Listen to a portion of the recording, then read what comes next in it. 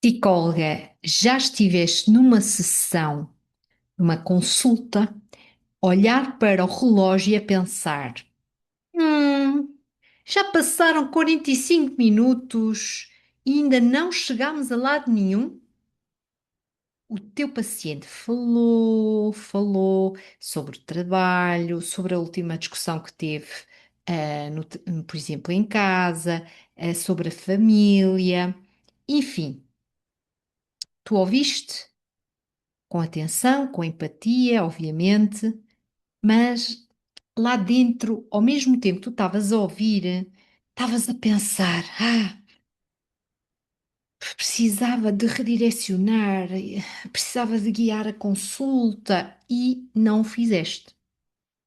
Não foi por falta de competência, foi por medo. Medo de magoar, medo de parecer fria, medo de que se interrompesses, a aliança terapêutica se quebrasse. Hoje, neste episódio, quero falar exatamente sobre isso. O que é que acontece quando a sessão vira desabafo? Por isso, e se eu trago realmente este tema, é porque eu acho que isso acontece mais vezes do que nós possamos alguma vez admitir. E gostava de dar aqui algumas estratégias de como tu conduzir as tuas sessões, guiá-las, ainda assim com empatia e firmeza e sem sentimento de culpa. Se achas que isto é interessante para ti, então fica aqui a ouvir o novo episódio podcast Desabafo de Psicólogos. Desabafos de psicólogos, o lado invisível de quem escuta e às vezes precisa de ser ouvido. Dado por Sandra Costa, psicóloga, psicoterapeuta, supervisora e mentora de psicólogos. Há um momento específico que quase todas as psicólogas reconhecem, embora não o digam em voz alta. É aquele paciente que começa a falar sobre algum acontecimento, desde a última sessão até agora, e tu percebes que ele precisa naquele momento ser ouvido. Então ouves e um pouco mais, e os minutos tic-tac, vão passando. Quando olhas realmente para o teu plano terapêutico, ou seja, aquilo que tu tinhas planeado para aquela sessão, já não há tempo para o pôres em prática. E isso significa que fizeste algo errado. Não, não significa isso. Significa que falta estrutura para conseguires integrar aquele desabafo do teu paciente dentro do teu processo terapêutico, dentro da tua intervenção. E essa é uma competência que ninguém nos ensina de forma direta, na faculdade, nem em nenhuma pós-graduação, nem em nenhuma formação. Não nos ensinam como nós, psicólogos, temos que ser líderes. Hum, como nós temos que fazer as perguntas de forma a guiar o nosso plano, de forma a conseguir com que o paciente tenha os insights suficientes para conseguir motivar-se para a ação, enfim. Então, quando a sessão perde direção, há quase sempre um padrão por baixo. A psicóloga tem receio de que redirecionar seja o mesmo que invalidar sentimentos, que interromper seja o mesmo que não estar presente, que estruturar seja o mesmo que ser fria. E por isso, valida, e valida um pouco mais, e continua a validar. E o paciente vai seguindo no seu desabafo. O resultado, qual é? O paciente sai da sessão a sentir que falou, mas não mudou muito. E tu sais com aquela sensação de que ouviste durante 50 minutos ou 60, mas não tomaste ações, não atuaste, não avançaste no teu protocolo de intervenção. Isso drena a psicóloga, não é? Drena-te de uma forma particular, porque não é bem um cansaço físico, é a sensação que não serviste o teu propósito clínico. Isto tem um nome, chama-se liderança clínica ausente. E não é uma falha de caráter, claro que não. É uma lacuna na tua formação. Então, o que é que tu podes fazer de forma concreta, não é? Prática, para alterar este padrão que te pode acontecer em algumas das sessões com os teus pacientes? Vou-te dar três estratégias que eu uso e que ensino para fazer isto. Então, a primeira delas todas é validar, mas com direção. Nós sabemos que as emoções têm que ser validadas, têm que ser reconhecidas, e isso permite um grande avanço no processo terapêutico. Mas temos que incluir essa validação dentro de uma direção.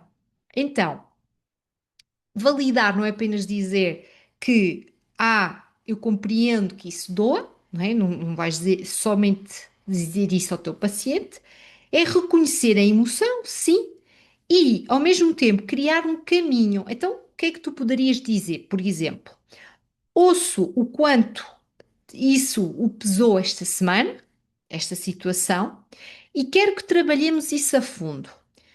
Tens agora 20 minutos para explorarmos juntos o que está por baixo disto. E, por exemplo, no modelo TCC, nós poderíamos fazer, à luz de um registro de automonitorização, fazer aquela tabela de situação, que seria, de acordo com o Ellis, o ABC, a situação que levou ao B, neste caso, levou a que pensamento, a que emoção e a que comportamento da parte do paciente. E C, qual foi a consequência? Ou seja, eu estou a aproveitar aquilo que o paciente me está a dar para analisar isso de acordo, por exemplo, com o registro de automonitorização que o paciente poderia ter feito em casa. Nós normalmente temos sempre que pedir trabalho entre as sessões, mas que ali, naquele momento, posso pegar e pôr isso à luz do registro e pedir para o paciente continuar outros registros com outras situações desafiantes. Eventualmente, nós podemos chegar, os dois, e eu ajudar o meu paciente a perceber algum tipo de crença que se verifica e fazer aqui algum debate socrático com várias técnicas que estão integradas no debate socrático para que o meu paciente comece a compreender que há a sua forma de pensar e os seus pensamentos automáticos negativos é que o levam muitas das vezes a ter determinados comportamentos. E isso faço isso à luz do meu processo, da minha intervenção, do meu processo psicoterapêutico, que eu já delineei com a avaliação que eu fiz a este paciente. A segunda estratégia seria nomear o momento de viragem, por exemplo, quando percebes que a sessão está a perder estrutura e está a virar, lá está o tal desabafo, não precisas de esperar pelo fim para agir. Podes simplesmente dizer algo do género: quero parar aqui um segundo, porque sinto que há algo importante naquilo que acabou de dizer. Podemos trabalhar isso? Nós paramos e, a partir dali, até podemos sumariar, e isto já seria uma estratégia da entrevista motivacional que, se tu não conheces, ou eu acredito, porque na faculdade não nos é ensinado como trabalhar a entrevista motivacional, e mais, não há supervisão acerca da entrevista motivacional que eu faço, aqui o ideal seria o quê? Por exemplo, sumariar. Eu faço um resumo daquilo que o paciente me trouxe, ok? E ao mesmo tempo acabo por fazer uma devolução ao paciente até aquele momento, até aquilo que ele disse, ok? Ou seja, estou a fazer um efeito espelho, ok? Daquelas, sei lá, daqueles 15 minutos que ele teve a falar, se eu não consegui interromper antes, faço um efeito espelho, sumaria o que ele disse, no sentido de ver se ele, a partir dali, se temos uma saída, ou seja, uma saída para alguma possível ação ou uma saída para ele realmente concluir alguma coisa sobre o que ele sentiu, ou seja, sobre uma emoção, sobre um comportamento, ok? E esse sumariar, sumo, vem aqui sumo, vai me dar o sumo para continuar dentro da consulta. Mas, terceiro, é o fechar com a intenção. E isso também poderia ser algo relacionado, por exemplo, com a entrevista motivacional. Também tentamos fechar com uma ação porque nós queremos, lá está, que dependendo, o paciente pode se encontrar numa fase, se estiver em pré-contemplação é diferente, mas de contemplação para o preparar para depois ele ter uma ação. Mas independentemente disso, aqui, reparem, antes de terminar a consulta, perguntas sempre o que leva daqui hoje ou o que podes fazer esta semana, só uma coisa pequena que seja coerente com o que nós trabalhamos, até pode ser só para motivar para fazer o registro ou a monitorização, como eu falava na primeira estratégia. E isso não é burocracia terapêutica, obviamente. É a diferença entre uma sessão que ficou somente no desabafo e uma sessão que gerou movimento e que tocou no meu plano de intervenção. Então, psicóloga, eu quero ser direta contigo. Saber redirecionar sem magoar não é uma técnica que se aprende a ler um artigo. É uma competência que se desenvolve na prática, com reflexão e com alguém que te ajuda a pensar o que aconteceu dentro da sessão. Lá está. Daí a supervisão, como eu estava a dizer há bocado, ser tão importante. Muitas das psicólogas com quem trabalho chegam a mim a dizer exatamente o que tu podes estar a sentir agora. Que ouvem muito, que estão presentes, que são empáticas, mas que no fim do dia ficam com a sensação de que as sessões não avançaram. E quando começamos a analisar o caso juntos, percebemos que o problema quase nunca é a falta de empatia da psicóloga, porque a psicóloga, para estar nesta profissão, é uma pessoa que tem essa competência. É a falta de estrutura para usar essa empatia ao serviço do processo terapêutico, ou seja, ela é empática, ela tem essa competência, mas tem que colocar essa mesma competência ao serviço do processo psicoterapêutico. E isso aprende-se, ok? E muda tudo, sem dúvida, psicóloga. Redirecionar um paciente não é abandoná-lo, tira essa ideia da tua cabeça, é acompanhá-lo com mais competência. A liderança clínica não é o oposto da empatia, é empatia com direção. E acho bastante bonita esta frase, porque é uma empatia também estratégica.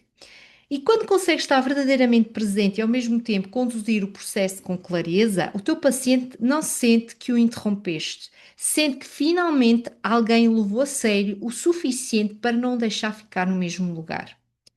Pensa nisso. Se este episódio te fez reconhecer alguma coisa na tua prática, guarda e ouve outra vez antes da tua próxima consulta que tu consideras mais difícil. Perante aquele paciente realmente traz muito conteúdo para a consulta e não, se calhar, não faz aquele trabalho entre sessões. Hum, e se, claro, achares este conteúdo importante, passa a um colega, porque de facto nós devemos refletir sobre estas competências que não são ensinadas na faculdade nem em nenhuma formação. Como é que eu integro o conteúdo do meu paciente, no meu plano terapêutico sem, parecer que tenho falta de empatia? Como é que eu passo a ser uma empática com estratégia e direção?